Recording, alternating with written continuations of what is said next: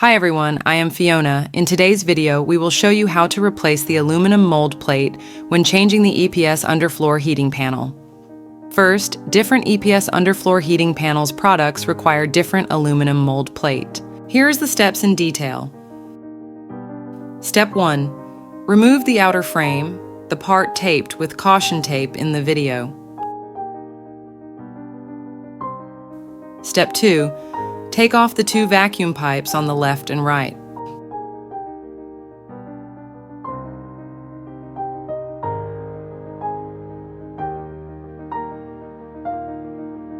Step 3. Loosen the screws that secure the aluminum mold plate.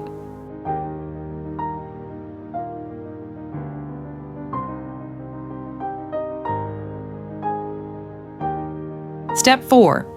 Except for the slider, replace the entire mold plate.